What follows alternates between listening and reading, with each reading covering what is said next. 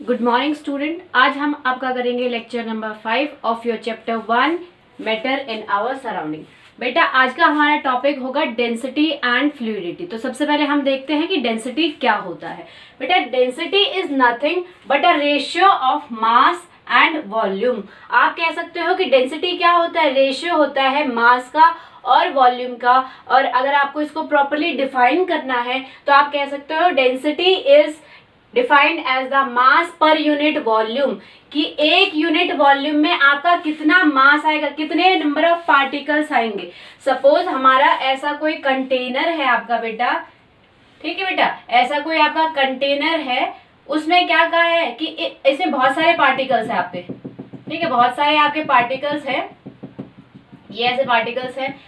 तो आप डेंसिटी कैसे नापोगे, आप डेंसिटी नापोगे कि एक यूनिट वॉल्यूम में कितने मास ऑफ पार्टिकल है। तो एक यूनिट वॉल्यूम क्या है, ये एक यूनिट वॉल्यूम होती है 1 मीटर क्यूब, ठीक है। तो आप कह सकते हो कि 1 मीटर क्यूब में कितनी मास है पार्टिकल्स के। मान लो 1 2 3 4 5 पार्टिकल्स आपको दिख रहे हैं, तो 5 पार्टिकल्स में कितना मास होगा। अगर मान लो 2 ग्राम के आपके एक पार्टिकल है तो आपके 5 कितने होंगे, 0.2 ग्राम मल्टीप्लाई बाय 5 कितना होगा, 1.0 ग्राम, ठीक है बेटा। तो आपके इतना टोटल मास होगा पर यूनिट वॉल्यूम। कितनी वॉल्यूम है, 1 मीटर क्यूब, तो वो आपकी हो गई डेंसिटी, ठीक है बेटा। तो डेंसिटी आपकी क्या होती है कि एक यूनिट क्यूब में या एक यूनिट वॉल्यूम में, एक यूनिट कितने के बराबर होती है, 1 मीटर क्यूब, ठीक है। तो एक यूनिट क्यूब में या फिर आपकी एक यूनिट वॉल्यूम में कितने मास ऑफ पार्टिकल है, ये आपको बताता है डेंसिटी, ठीक है बेटा। तो डेंसिटी क्या है आपकी, density is defined as mass per unit volume, कि एक यूनिट वॉल्यूम में कितने मास ऑफ पार्टिकल है, ये आपको बता रहा है डेंसिटी। और मैंने अभी बताया था कि 1 यूनिट जो होती है वॉल्यूम की वो कितनी होती है, 1 मीटर क्यूब, ठीक है बेटा। तो यहां से ये बात हो गई आपकी क्लियर कि आपकी डेंसिटी एक्चुअली होती क्या है, ठीक है। अब हम देखते हैं, आप ये भी यहाँ से इस फॉर्मूले को देख के आप ये भी बता सकते हो कि आपकी जो डेंसिटी है वो क्या है, आपकी इनवर्सली प्रोपोर्शनल है टू वॉल्यूम। क्या कह सकते हो, density is inversely proportional to volume and directly proportional to mass. Density जो है डायरेक्टली प्रोपोर्शनल है मास के और इनवर्सली प्रोपोर्शनल है वॉल्यूम के। इनवर्सली मतलब होता है बेटा 1/, ठीक है। कोई भी चीज अगर आपको कही जाएगी, अब आप केमिस्ट्री में या फिर फिजिक्स में ये चीजें यूज करोगे, डायरेक्टली प्रोपोर्शनल, इनवर्सली प्रोपोर्शनल, ठीक है। तो इनवर्सली प्रोपोर्शनल होता है 1/, जो भी चीज बोली है कि इनवर्सली प्रोपोर्शनल ये है, तो मैंने कहा कि आपकी डेंसिटी जो है इनवर्सली प्रोपोर्शनल टू वॉल्यूम, तो यानी कि 1/वॉल्यूम। इनवर्सली प्रोपोर्शनल का मीनिंग एक्चुअली होता क्या है, इनवर्सली प्रोपोर्शनल का मतलब होता है बेटा कि आपका जब ये चीज, ठीक है, ये 1/वॉल्यूम है, तो आप कहोगे कि अगर वॉल्यूम अगर आपकी इंक्रीज हो रही है किसी भी चीज की तो उससे उल्टा डेंसिटी में होगा, इसलिए उसको क्या कहा, इनवर्सली प्रोपोर्शनल, डायरेक्टली प्रोपोर्शनल नहीं कहा, इनवर्सली प्रोपोर्शनल। तो अगर वॉल्यूम आपकी क्या हो रही है, इंक्रीज हो रही है, तो डेंसिटी डिक्रीज होगी, ठीक है। और अगर आपकी डेंसिटी इंक्रीज हो रही है तो वॉल्यूम डिक्रीज होगी, ठीक है। तो ये एक दूसरे से उल्टे रिलेटेड है, इसीलिए क्या कहा, इनवर्सली प्रोपोर्शनल। इनवर्स मतलब रिवर्स रिलेशन है, इनमें उल्टा रिलेशन है कि अगर एक आपकी प्रॉपर्टी इंक्रीज होगी तो दूसरी आपकी डिक्रीज होगी, ठीक है। तो वॉल्यूम अगर इंक्रीज होगी तो डेंसिटी डिक्रीज होगी, अगर वॉल्यूम डिक्रीज होगी तो डेंसिटी इंक्रीज होगी। अब बात मैंने अभी आपको क्या कहा था कि density is directly proportional to mass, ठीक है। तो देखो यहाँ पे आप देख सकते हो डायरेक्टली प्रोपोर्शनल मतलब आपकी जो यूनिट है, आपकी जो प्रॉपर्टी है वो सामने आएगी, ठीक है। इनवर्सली प्रोपोर्शनल में 1/ डिनोमिनेटर में आएगी, ठीक है। तो अब ये बात आपकी क्लियर हो गई कि इनवर्सली प्रोपोर्शनल क्या होता है, इनवर्स मतलब उल्टा, ठीक है। तो डेंसिटी और वॉल्यूम में उल्टा रिलेशन की, एक अगर आपकी प्रॉपर्टी इंक्रीज हो रही है तो दूसरी डिक्रीज होगी। अब बात करते हैं आपकी मास की। ठीक है, किसी भी सब्सटेंस की मास, तो डेंसिटी जो है directly proportional to mass, directly proportional to mass का मतलब है ये इन दोनों का डायरेक्ट रिलेशन है एक दूसरे से, कि अगर डेंसिटी इंक्रीज होगी तो मास भी इंक्रीज होगा, डेंसिटी डिक्रीज होगी तो मास भी डिक्रीज होगा। ठीक है, ये फॉर्मूला आपको समझ में आ गया। आप इस फॉर्मूले को देख के क्या कह सकते हो, density is directly proportional to mass and density is inversely proportional to volume. ठीक है बेटा, एक और बात कि आपकी डेंसिटी इनवर्सली प्रोपोर्शनल कब होगी, जब आप मास को क्या ले रहे हो, वन मतलब कांस्टेंट। आपके कोई भी इंटीजर्स होते हैं, वो केमिस्ट्री में या क्या बोलते हैं फिजिक्स में हम इंटीजर्स को कांस्टेंट मानते हैं। ठीक है, तो वन आपका क्या है, कांस्टेंट। ये वन चेंज थोड़ी ना हो रहा है कि थोड़ी देर बाद आप यहाँ पे 2 लिख दोगे, थोड़ी देर बाद आप यहाँ पे 3 लिख दोगे, नहीं, ये जो चीज आपकी क्या है, कांस्टेंट है। और कांस्टेंट का मतलब क्या है, यहाँ पे ऊपर देखो फॉर्मूले में क्या है, मास, यानी कि हमने क्या लिया, मास को कांस्टेंट। तो आप कह सकते हो density is inversely proportional to volume when mass is taken as constant. जब आप मास को कांस्टेंट लोगे तो वॉल्यूम जो होगी क्या हो जाएगी, डेंसिटी के इनवर्सली प्रोपोर्शनल हो जाएगी। ये इसको समझने के लिए और बेटर समझने के लिए हम एक एक्टिविटी करते हैं। एक्टिविटी में देखो बेटा क्या है, मैंने आपके क्या लिए, 3 बीकर लिए। ठीक है, ये आपके 3 बीकर है। ठीक है बेटा, 3 बीकर लिए मैंने, इसमें मैंने क्या डाला, चॉक पाउडर डाल दिया। ये आपका क्या है, चॉक पाउडर। ठीक है, यहां पे मैंने वाटर डाल दिया, ये आपका क्या है, वाटर। और यहां पे मैंने गैस डाल दी, कोई भी सपोज कर लो मैंने हाइड्रोजन गैस डाल दी। ठीक है, तो ये गैस के आपके पार्टिकल्स है। ठीक है बेटा, और मैंने एक चीज यहाँ पे ली है कि मैंने इन सबका मास कांस्टेंट रखा है। कांस्टेंट मतलब तीनों ही चीज का मास एक जैसा रखा है, चेंज नहीं किया कि इसका अलग है इसका अलग है। मैंने यहाँ क्या कहा था, कांस्टेंट का मतलब कि वो जो आपके प्रॉपर्टी है वो क्या होगी, थ्रू आउट एक जैसी ही रहेगी। ठीक है, तो यहाँ पे सपोज करो मैंने 6 ग्राम लिया है। ठीक है, वाटर भी मैंने 6 ग्राम लिया है। ठीक है, गैस भी मैंने 6 ग्राम ली है। तो बेटा यहाँ पे आप देख सकते हो कि मैंने क्या किया, मास इस एक्सपेरिमेंट में कांस्टेंट लिया है कि आपका चॉक के केस में भी आपका मास कितना था, 6 ग्राम। वाटर भी मैंने 6 ग्राम लिया है और हाइड्रोजन गैस भी मैंने 6 ग्राम ली है। तो यहाँ से आप देख सकते हो बेटा कि क्या है, चॉक पाउडर क्या होता है, सॉलिड होता है। क्या होता है, सॉलिड। दूसरी चीज क्या होती है, इसके जो पार्टिकल्स होते हैं बहुत ज्यादा टाइटली पैक होते हैं, इनमें फोर्स ऑफ अट्रैक्शन ज्यादा होती है पार्टिकल्स के बीच में, इसीलिए इंटरमोलिकुलर स्पेस कम होती है, इसीलिए पार्टिकल्स क्लोजली एक दूसरे से पैक होते हैं। ठीक है, तो आप देख रहे हो ये जो सॉलिड है आपका, जो चॉक पाउडर है, कम वॉल्यूम ऑक्यूपाई कर रहा है। क्या कर रहा है, कम वॉल्यूम ऑक्यूपाई कर रहा है। तो आप कह सकते हो कि क्या कह सकते हो कि जब वॉल्यूम कम होगी, चॉक की वॉल्यूम क्या है, कम है, तो मैंने क्या कहा था, ये इनवर्स रिलेशन है डेंसिटी और वॉल्यूम के बीच में। तो जब चॉक की पाउडर की वॉल्यूम कम होगी तो डेंसिटी क्या होगी, ज्यादा होगी। तो आप यहां कह सकते हो चॉक पाउडर की density as compare to 3 things, आपकी डेंसिटी क्या होगी, क्या होगी, चॉक पाउडर की हाईएस्ट होगी। ठीक है बेटा, अब बात करते हैं वाटर की। 6 ग्राम जो आपका वाटर है वो आप देख रहे हो क्या कर रहा है, कंपैरिजन टू चॉक पाउडर। अगर आप चॉक पाउडर से कंपेयर करते हो तो 6 ग्राम वाटर आपका ज्यादा क्या कर रहा है, वॉल्यूम ऑक्यूपाई कर रहा है। क्यों वॉल्यूम ऑक्यूपाई कर रहा है बेटा, अगर इसके पार्टिकल्स देखोगे तो क्या होगा, स्पेस होगी।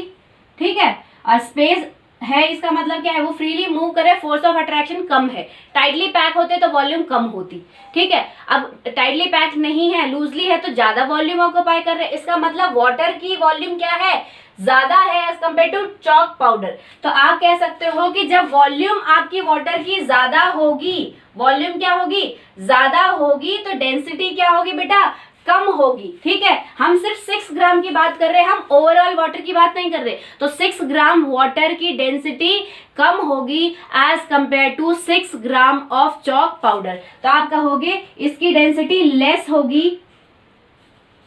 ठीक है, अब बात करते हैं हम हाइड्रोजन गैस की। तो बेटा आप गैस पार्टिकल आपने पढ़े हैं प्रॉपर्टी में भी कि गैस पार्टिकल जो होते हैं फ्रीली मूव करते हैं क्योंकि उनमें स्पेस जो है मैक्सिमम होती है, और दूसरी बात फोर्स ऑफ अट्रैक्शन मिनिमम होता है, लीस्ट फोर्स ऑफ अट्रैक्शन होता है। जब पार्टिकल्स के बीच में फोर्स ऑफ अट्रैक्शन है ही नहीं, एक दूसरे को ये खिंचाव कर ही नहीं रहे किसी फोर्स से, तो ये क्या करेंगे, फ्रीली मूव करेंगे। तो आप देख पा रहे हो कि यहाँ पार्टिकल गैस के, जो हाइड्रोजन गैस के पार्टिकल है, उन्होंने इस पूरे बीकर की वॉल्यूम को ऑक्युपाई कर लिया है। यानी कि इन तीनों में से अगर देखा जाए तो सबसे ज्यादा वॉल्यूम ऑक्युपाई कौन से पार्टिकल कर रहे हैं, गैस के पार्टिकल्स कर रहे हैं। यानी कि आप क्या कह सकते हो, वॉल्यूम क्या है, ज्यादा है, तो डेंसिटी क्या होगी, कम होगी। तो आप कह सकते हो इसकी जो डेंसिटी है वो क्या होगी, लीस्ट होगी, सबसे कम होगी। ठीक है, तो यहां से हमें पता लगा सकते हैं कि जब आप मास कांस्टेंट रखोगे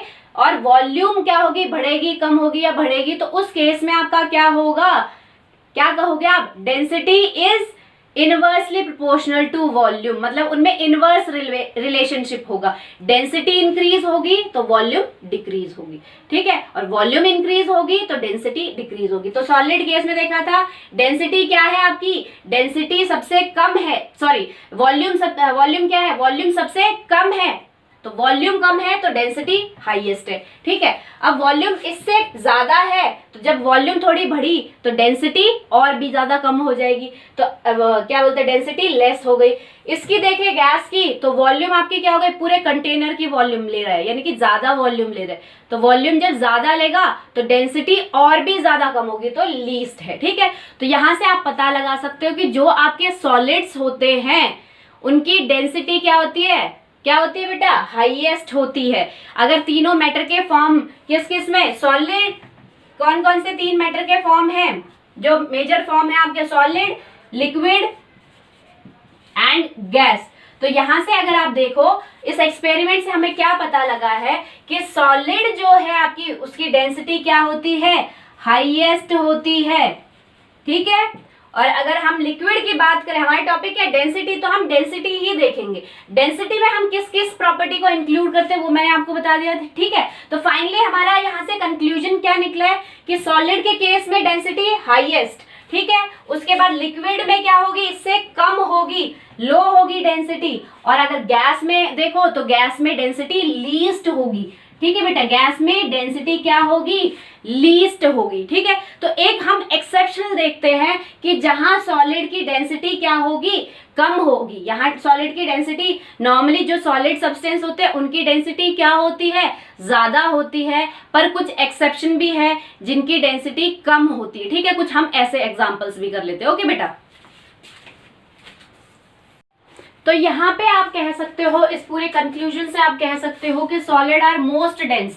ठीक है, कि सॉलिड जो सब्सटेंसेस होते हैं बेटा आपके, वो क्या होते हैं, सबसे ज्यादा डेंस होते हैं, उनकी डेंसिटी सबसे ज्यादा होती है। एंड गैसेस आर लीस्ट, और जो गैसेस होती है उनकी डेंसिटी क्या होती है, लीस्ट होती है। पर हमारा एक एक्सेप्शनल केस है। ठीक है, कि देखो क्या केस है आपका, आइस एंड वाटर। अगर आप आइस को देखते हो और वाटर को देखते हो, ठीक है बेटा, ये आपकी क्या है, वाटर है आपका ये, ठीक है, ये आपकी क्या है, आइस क्यूब्स है। तो आपने जनरली देखा होगा कि आइस क्यूब, ये आप घर में भी देख सकते हो या फिर ज्यादातर आपने देखा ही होगा कि आइस क्यूब जो होती है, अगर आप वाटर में डालते हो या और किसी लिक्विड में डालते हो, जैसे कि क्या बोलते हैं हम, कोल्ड ड्रिंक वगैरह है, उसमें अगर आइस डालते हैं तो वो आइस क्या करती है, आपकी ऊपर लिक्विड के ऊपर फ्लोट करने लग जाती है, वो अंदर नीचे डूबती नहीं है। ठीक है, तो हम ये केस यहाँ पे क्या देखेंगे कि आइस क्या है आपकी, आइस क्या है, सॉलिड है, और वाटर क्या है आपका, लिक्विड है।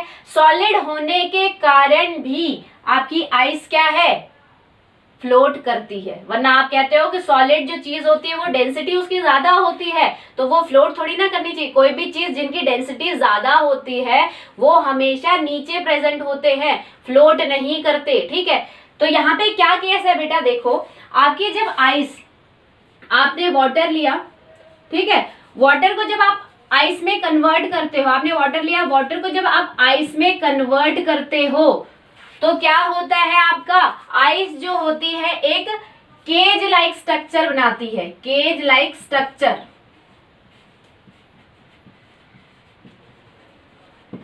ठीक है, कैसे, मान लो वाटर आपका ऐसे था, मैं 1 यूनिट की बात कर रही हूँ, ये आपका क्या है 1 यूनिट। हम डेंसिटी कैसे देखते हैं, 1 यूनिट वॉल्यूम में देखते हैं। 1 यूनिट क्या होते हैं, 1 मीटर क्यूब के बराबर होती है। ठीक है, तो 1 यूनिट वॉल्यूम में देखा मैंने। ठीक है, पूरी बीकर की बात नहीं कर रही हूँ, सिर्फ 1 यूनिट वॉल्यूम।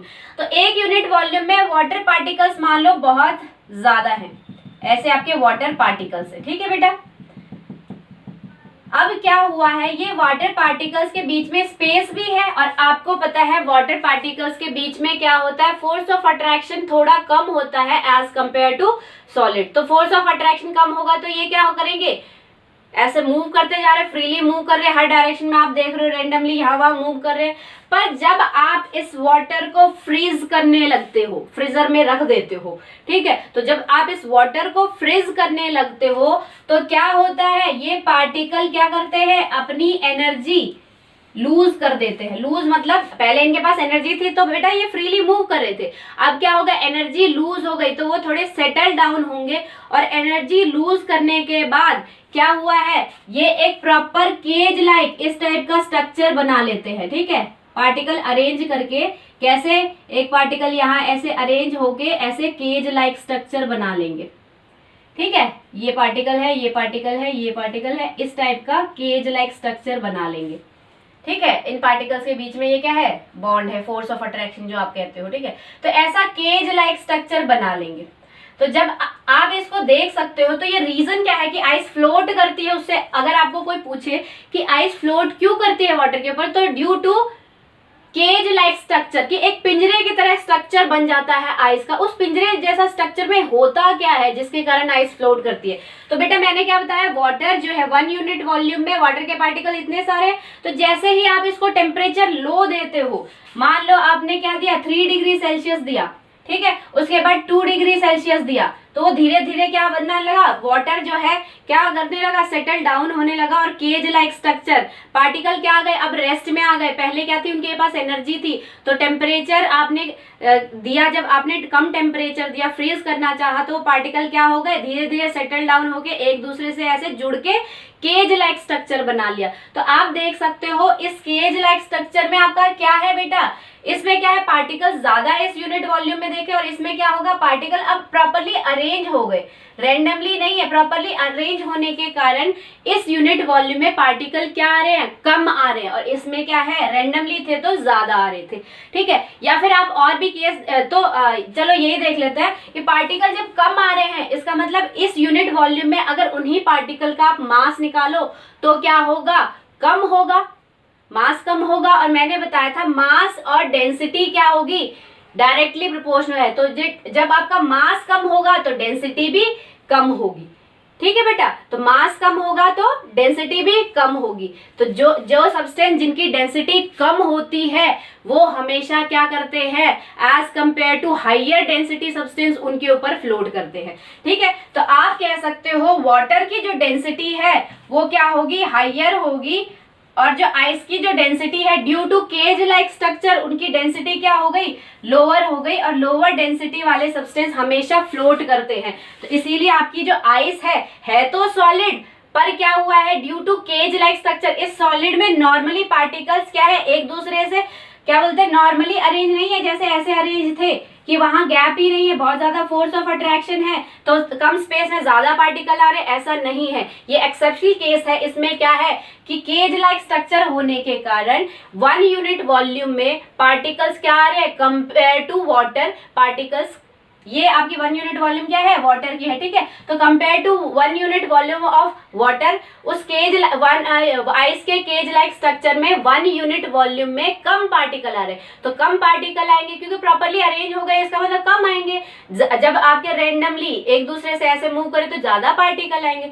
तो जब प्रॉपर अरेंजमेंट के बाद आपके कम पार्टिकल हो गए तो कम पार्टिकल का मास भी क्या होगा, कम होगा, तो मास कम होगा तो डेंसिटी भी क्या होगी बेटा, आपकी कम होगी। तो इसीलिए जिनकी डेंसिटी कम होती है आपकी, उनमें क्या होता है, वो फ्लोट करते हैं as compare to higher density substance. तो यहाँ पे वाटर की डेंसिटी ज्यादा है एज कंपेयर टू आइस, इसीलिए आइस जो है फ्लोट करती है ऑन वाटर। ठीक है, एक और एग्जांपल ले लेते हैं, ये तो सॉलिड का एक्सेप्शनल केस है, और हम ऐसे ही जनरली एग्जांपल ले लेते हैं आपका ऑयल एंड वाटर।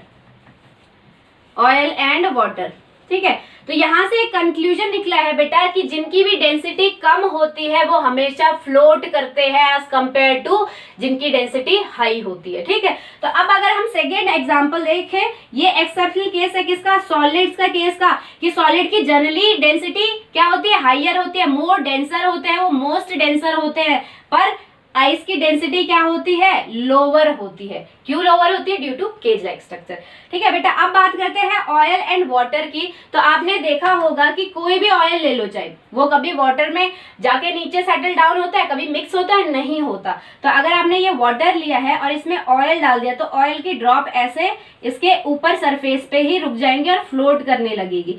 उनका रीजन भी यही है बेटा, क्या कि ऑयल की जो क्या बोलते हैं डेंसिटी होती है कम होती है एज कंपेयर टू वाटर, इसीलिए क्या होगा, ऑयल भी फ्लोट करेगा, ठीक है। ऐसे ही अगर आप वुड लो, वुड लॉग देखा है, लकड़ी का गट्ठा लो, तो वो भी आपने देखा होगा फ्लोट करता है, कभी भी पानी में डूबता नहीं। उसका भी यही केस है कि 1 यूनिट वॉल्यूम में क्या होगा, पार्टिकल्स वुड के क्या होंगे, कम होंगे, ठीक है।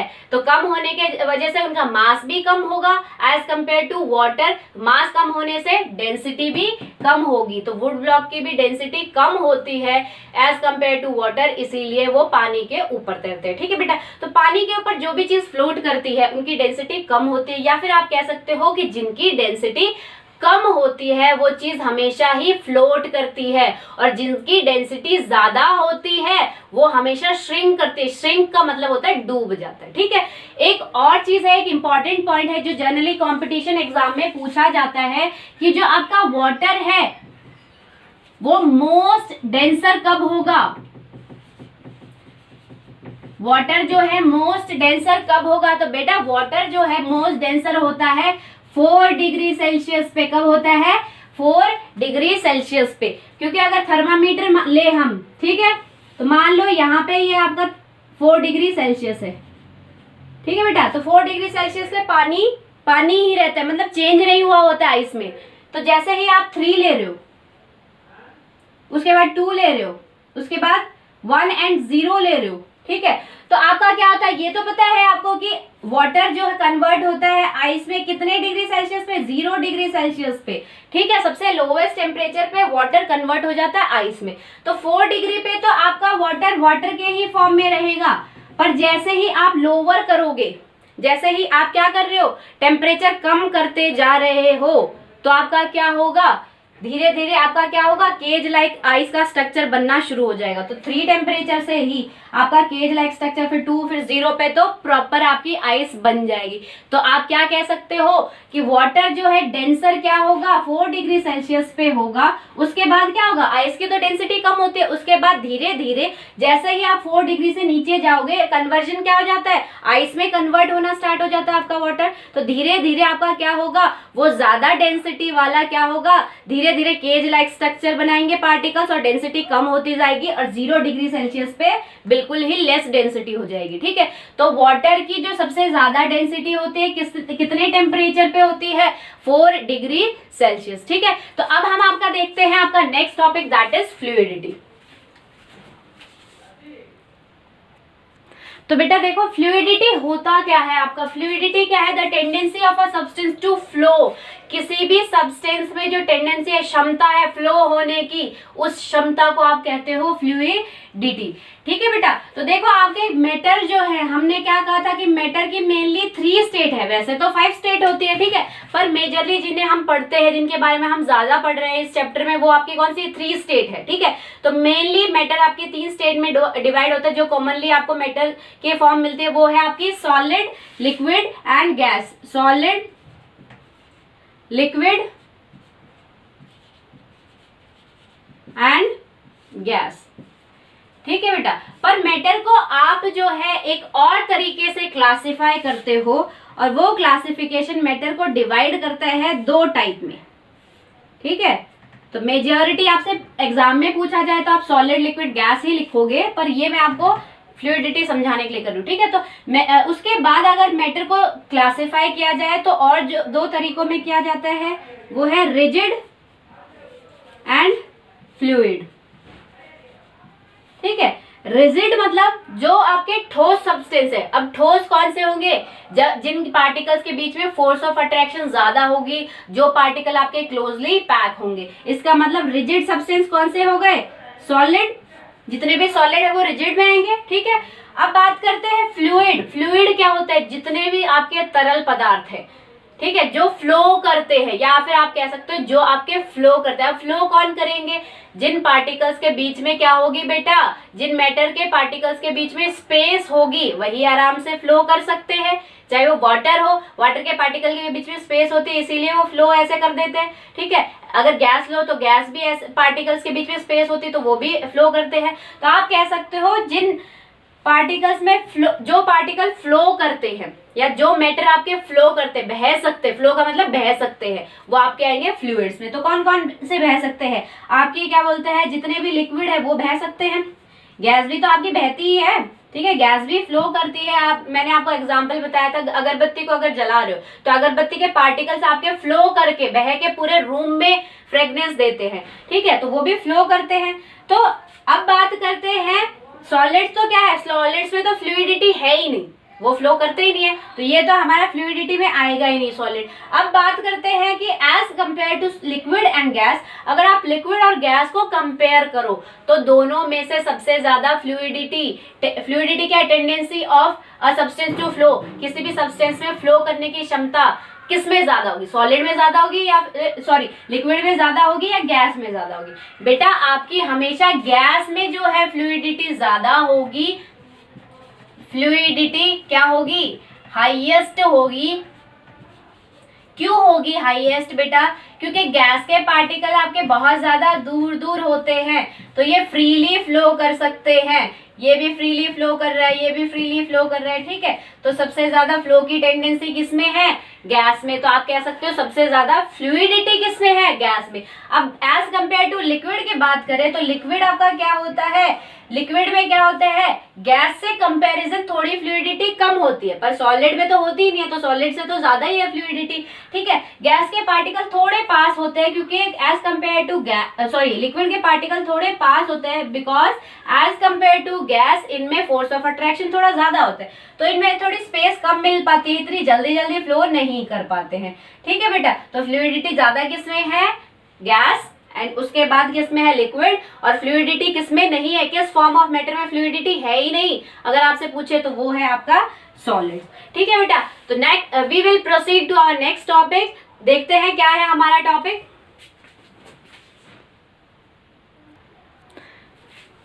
तो बेटा हमारा नेक्स्ट टॉपिक है स्केल्स ऑफ टेम्परेचर मेजरमेंट, कि हम टेम्परेचर को किन किन स्केल से मेजर कर सकते हैं। जैसे बेटा आपको पता होगा कि आप लेंथ किस में मेजर करते हो? मीटर में मेजर करते हो, किलोमीटर में मेजर करते हो। तो वो आपके मीटर और किलोमीटर क्या है? स्केल्स है। स्केल है मेजरमेंट करने के लिए, किसके? लेंथ की मेजरमेंट करने के लिए, ठीक है बेटा। तो आपके क्या है? 3 स्केल हैं टेम्परेचर को मेजर करने के लिए।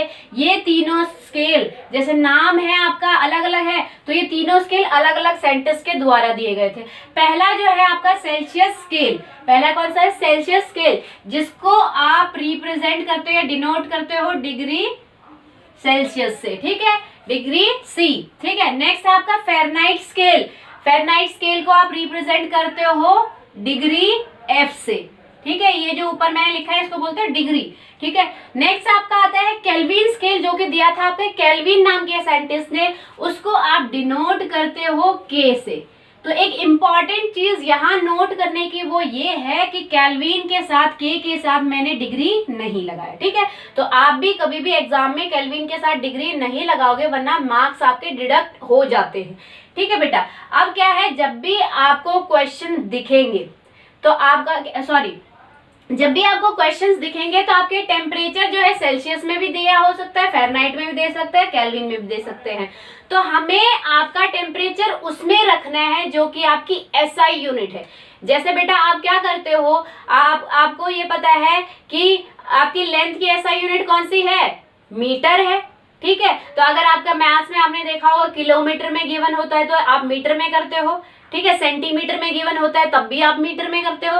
तो ऐसे ही हमारे ये 3 स्केल हैं जिनसे आप टेम्परेचर नाप तो सकते हो, पर आपको हमेशा ही किसमें कन्वर्ट करना है, स्टैंडर्ड यूनिट में, जिसको आप बोलते हो एसआई यूनिट, एसआई यूनिट भी बोल सकते हो, या फिर स्केल को आप बोल सकते हो एब्सोल्यूट स्केल।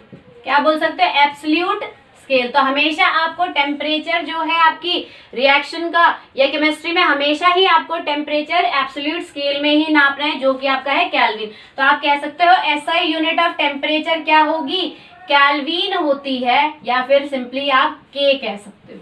ठीक है बेटा, तो आप देखोगे, आपने एग्जाम में देखोगे न्यूमेरिकल्स आएंगे आपके, 11th में भी आएंगे, 12th में भी आएंगे, तो जहां पे भी आपको टेम्परेचर डिग्री सेल्सियस में गिवन हो केमिस्ट्री में या फ़ारेनहाइट में गिवन हो, तो उनको आपको कन्वर्ट करना पड़ेगा केल्विन में, तभी आप न्यूमेरिकल सॉल्व कर पाओगे। तो कन्वर्जन के लिए आपके पास एक कन्वर्जन फॉर्मूला होना चाहिए। तो कन्वर्जन फॉर्मूला है क्या, कन्वर्जन फॉर्मूला है बेटा, kelvin is equal to degree Celsius plus 273, और दूसरा कन्वर्जन का फॉर्मूला है degree Fahrenheit is equal to 9/5 degree Celsius plus 32।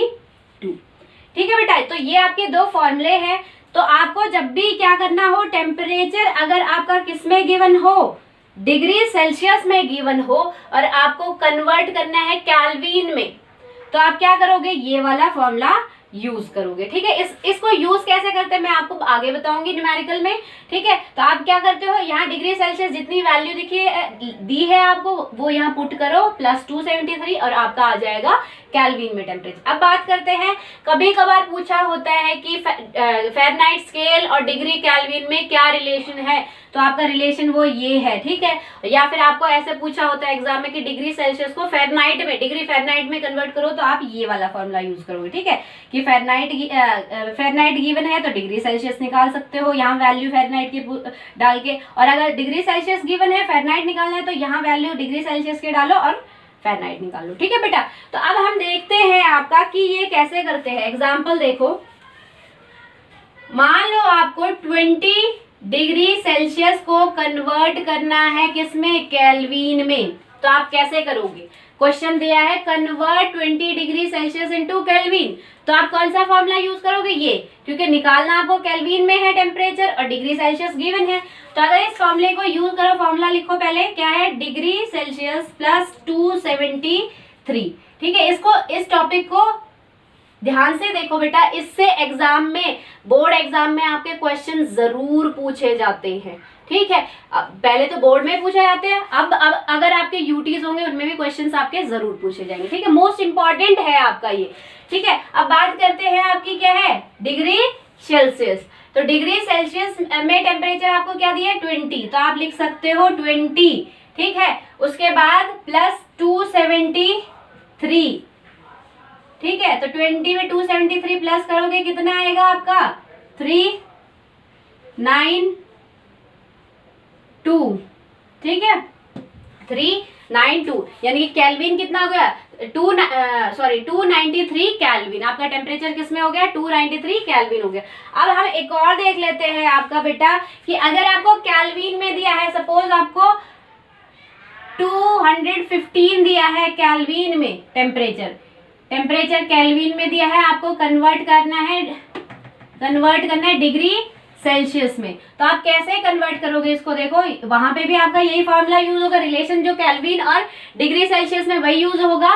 क्या है, K equal to degree Celsius plus 273। आपको क्या दिया, K की वैल्यू दी है, निकालना क्या है, डिग्री सेल्सियस, तो यहाँ पे रखो 215 केल्विन।